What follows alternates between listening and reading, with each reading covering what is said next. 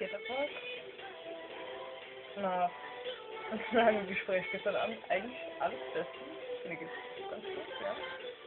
Hat viel Spaß heute. Wir haben in der Schule, bei uns momentan die Intelligenz, ich habe Gesture genommen, ist irgendwie fast halt immer noch, weil der vorhin Gesture genommen.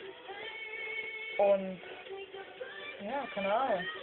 Also, Englisch geht's mir gut. Ich habe mir viel vorgebracht. Ich habe Beweise. Ich finde, ich bin echt gut dran. Und, ja, gefühlstechnisch halt immer noch 100%. Keine Ahnung. Ich bin einfach glücklich gerade. Ich werde immer glücklicher, wenn Natalie ist und so.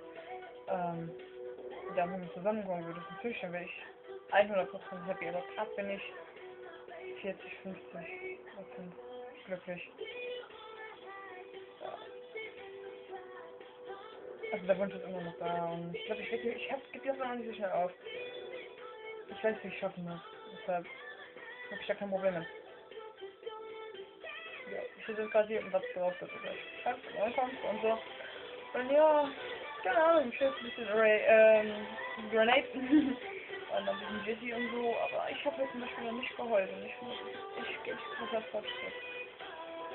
Ja, also, ja, Tag 4 und mir geht's besser als die letzten 3 Tage. Ich habe gut geschlafen letzte Nacht, ich kann wieder einigermaßen essen und natürlich steht sich immer noch und ich hoffe, du kommst wieder, Baby, komm back to me. Ich bleib bei der Ausbildung.